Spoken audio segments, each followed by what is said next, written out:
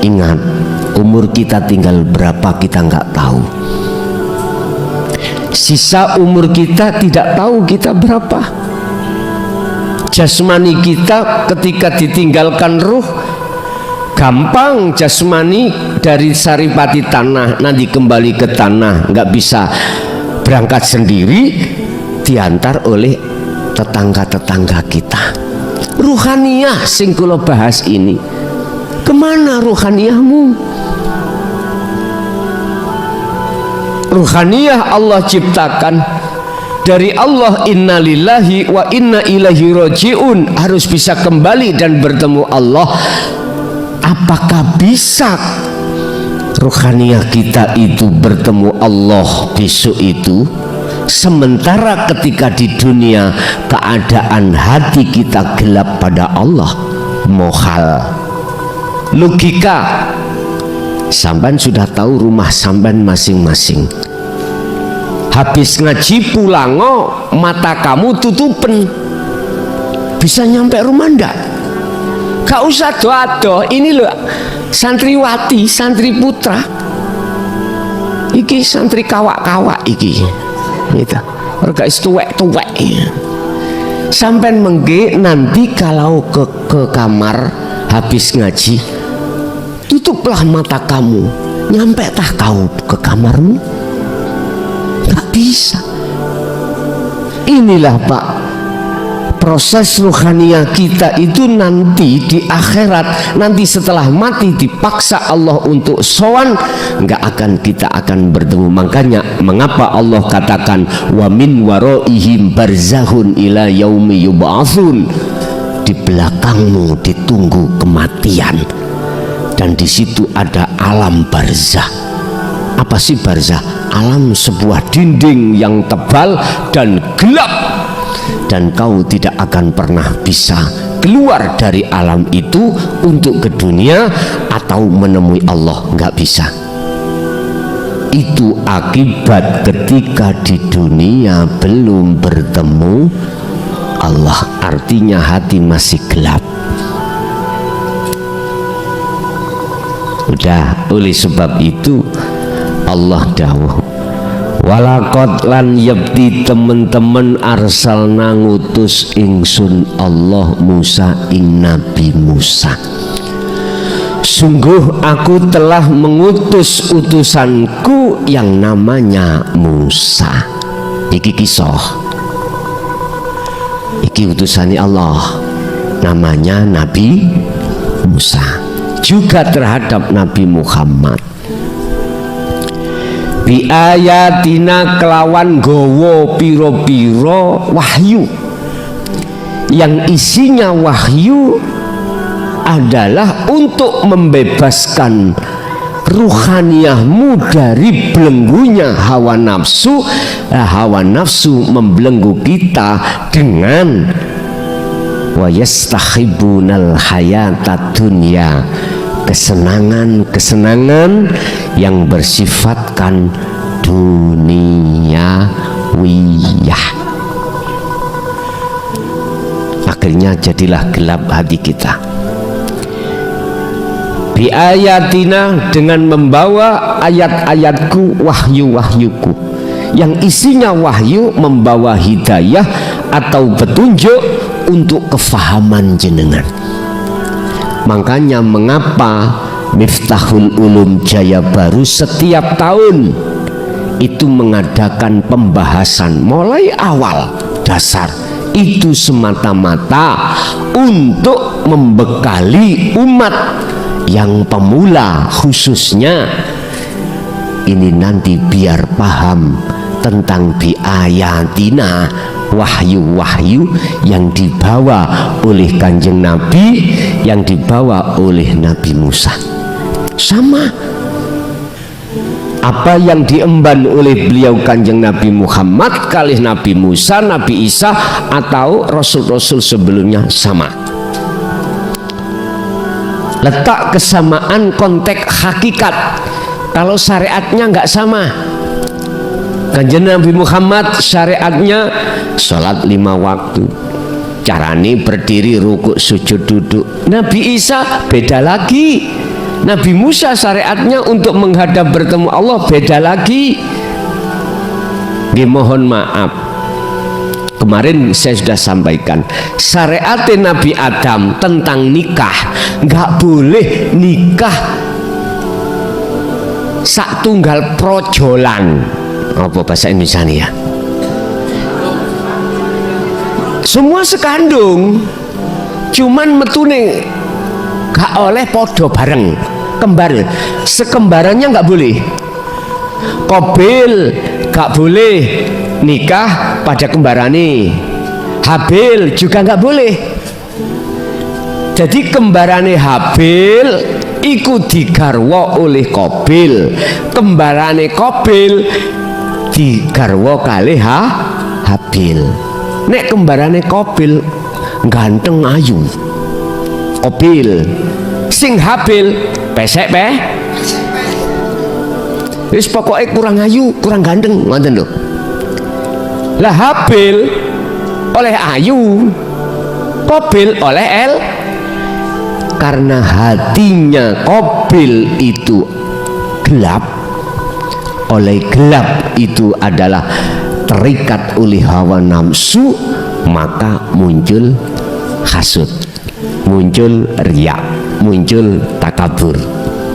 Apa yang terjadi? Sama lihat sendiri, dibunuh toh Habil, dibunuh. Inilah Pak, karena gelapnya hati pada Allah, sehingga menjadikan hati jenengan kali kula ini sudah tidak punya etika kepada Allah. Lah, oleh karena keadaan umat manusia hatinya itu buta terhadap Allah, maka biayatina, ini saya hanya meneruskan saja, hanya meneruskan ajaran Rasulullah saja di jalur dinut tauhid, supaya hati jenengan gelap pada Allah itu nanti biar tidak. An akhrij, beliau Nabi Musa dengan membawa ayat itu, an akhrij,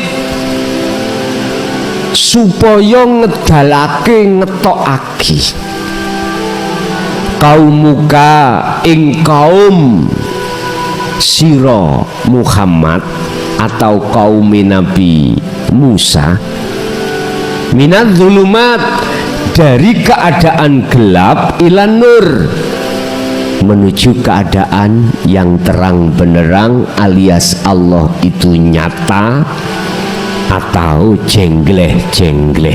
Artinya supaya hati umat manusia itu bisa makrifat pada Allah, biar enggak gelap hatinya. Bapak Ibu,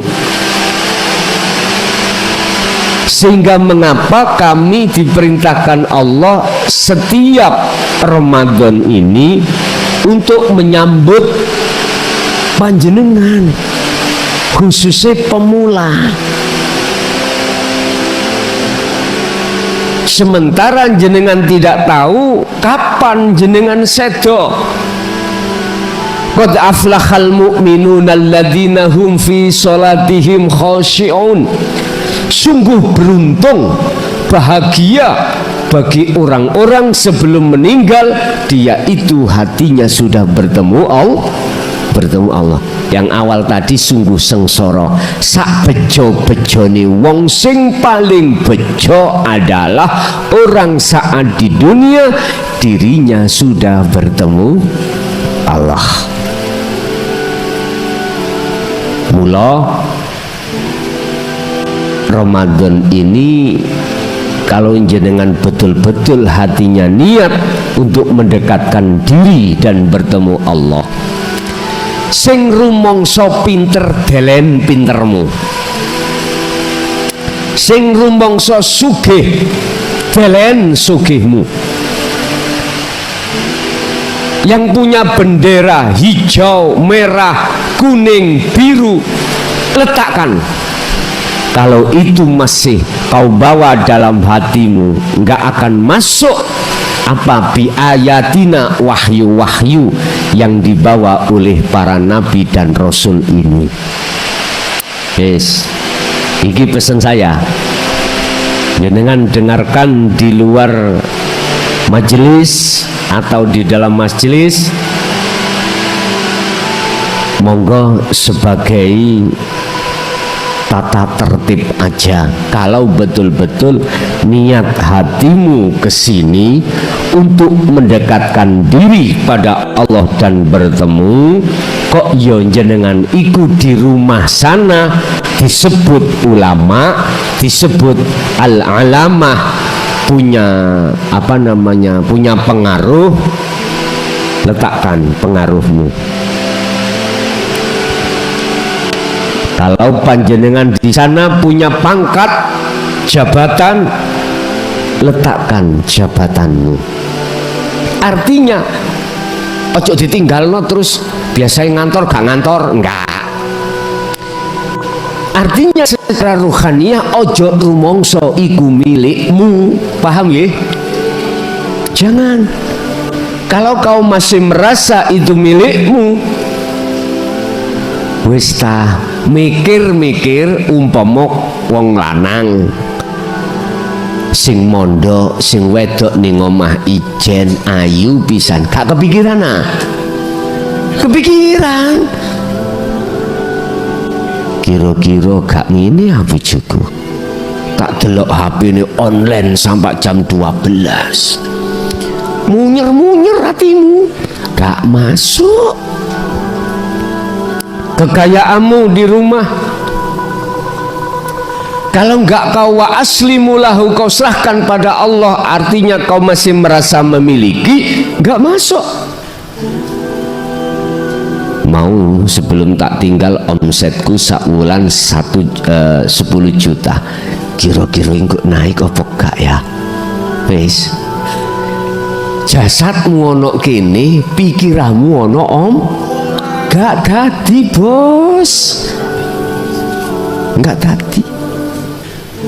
Lepaskan, artinya serahkan. Itu bukan milikmu, itu milik Allah.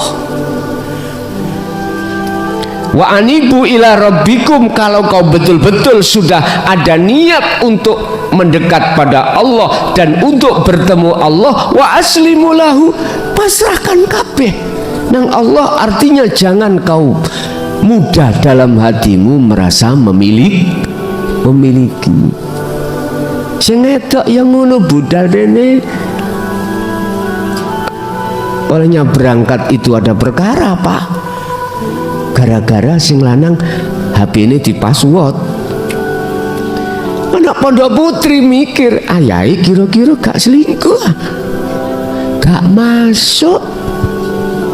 Wa aslimu lahu, udah serahkan pada Allah, serahkan. Yang ada di rumah juga begitu, oleh karena kesibukan di rumah nggak bisa hadir lewat live streaming di channel Ponpes Jaya Baru. Di situ panjenengan harus subscribe dan mengaktifkan lonceng supaya setiap Jaya Baru iki live jenengan ikut dapat notifikasi, dapat pemberitahuan dari Google kalau kami sedang live baru. Dan juga jangan lupa untuk mendukung siar di medsos, like, tahu like kan men, ono tulisannya like, ikuti pitek sing jempol yo ndukur, ojo jempol yo ono nisor. Iki mbah-mbah gak paham, engko terus jempol nisor dipine ae, wah iki nggak masuk iki ngaten. Pun Bapak Ibu, kalau toh ayat itu tujuannya untuk menghancurkan kegelapan biar menjadi terang benderang, maka wadzakirhum bi ayyamillah, ingatlah hari-hari Allah. Allah, hari-hari Allah, waktu, masa Sampai ini satu hari satu malam dikasih Allah hari atau waktu masa itu 24 jam. 24 jam. Artinya gunakanlah hatimu itu hanya berzikir, ingat pada Allah. Sekalipun jasad sampean ini sibuk ngurusi urusan dunia atau tidak sibuk, tetap caranya bagaimana? Caranya bukalah hatimu zikir, kesadaran hati bahwasanya apa yang muncul dan timbul pada seluruh makhluk semata-mata yang berperan hanyalah Allah. Yakinkanlah hatimu, rasakanlah dalam hatimu segala apa yang timbul dan muncul pada dirimu atau makhluk selain dirimu itu datangnya dari yang Allah itu di dalam dan di luar dirimu. Inilah Bapak Ibu yang kusebut zikir sirul asrar, yang nantinya kujabarkan secara konkret, secara detail di dalam sasi Ramadan bab masalah zikir. Gunakan terus, sebab kegelapan hati itu disebabkan ada buah yang disebut sifat yang tercela. Sifat yang tercela muncul karena hati jenengan iki suka ria dengan kehidupan dunia. Ini persoalannya, runtutannya ada di situ. Jadi hari-hari itu jangan digunakan hati untuk selain berzikir. Dalam dunia thariqah ada istilah zikir khofi, zikir siri. Itu prakteknya hatimu keluar masuk selalu membaca ismudzat Allah terus dalam hati. Nah, sirul asrar sebagai membuka, menghilangkan kegelapan itu. Inna fi dzalika la ayatil likulli sabarin syakur. Inna fi dzalika sak temene iku ing dalem mengkono-mengkono ayat, ada tanda-tanda kekuasaan Allah. Artinya apa? Setiap gerakan makhluk di situ ada tanda-tanda ayat kalau Allah yang menggerakkan. Oleh karena banyak manusia menolak ajaran dinut tauhid, maka dia akan semakin jauh pada Allah. Akhirnya tidak tahu kalau semua itu yang berperan adalah Allah.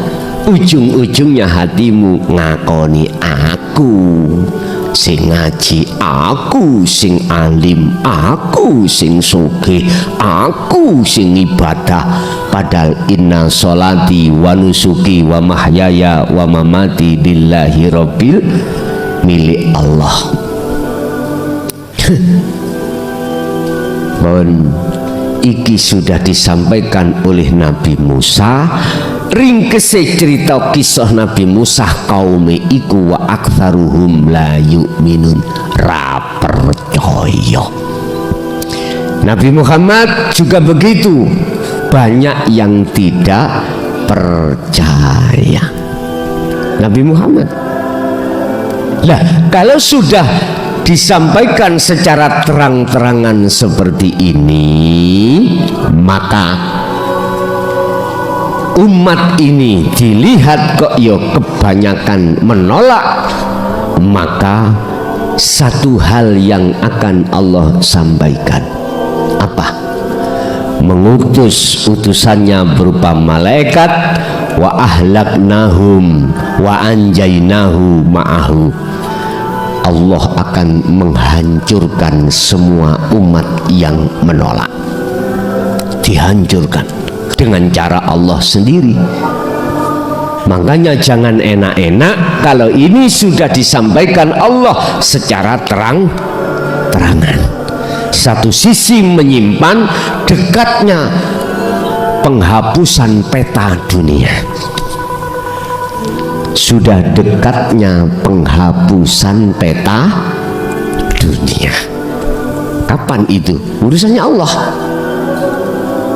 Tapi wa anjainahu ma'ahu, Allah akan menyelamatkan, wa anjainahum, dan menyelamatkan orang-orang yang hatinya itu sudah masuk di dalam dinut tauhid, ma'ahu, dan beserta mereka dan beserta beliau-beliau para kekasih Allah. Udah, tinggal kita menunggu waktu. Bapak Ibu hadirin, oleh sebab itu judulnya malam hari ini adalah datangnya dinut tauhid hanya untuk membebaskan ruh yang gelap menjadi terang, membebaskan belenggunya hawa nafsu menuju bertemu Allah. Wis mengawali dan membuka. Besok kita ngaji mulai Ramadan tanggal 9, saya mulai setengah gansal, wib setengah gansal sampai ajengi buka. Urusan buka nih di dalam kamar masing-masing atau di sini itu keputusan panitia atau pengurus saja, nanti dah terserah. Itu ngajinya ba'da asar, nanti kita buka kitab Ihya. Tapi cara saya ngaji tidak seperti pondok, dimaknani siji per lafat per kalimah, boten. Langsung substansinya bab opo bahas opo langsung. Lah nek tak gawe sistem koyo pondok,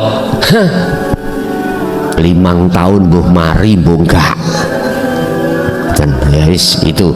Terus habis taraweh kita lanjutkan tentang dasar tauhid yang ada di la ilaha illallah, la ilaha illa huwa, la ilaha illa anta, la ilaha illa ana, khususnya anta wa ana. Allah dan huwa sudah kita lakukan sejak kita kecil itu. Lah apabila besok itu hari Minggu pemerintah belum memutuskan puasa, berarti ngajinya tidak habis taraweh, besok habis isya langsung ngaji. Lihat, ini masih sidang isbat pemerintah.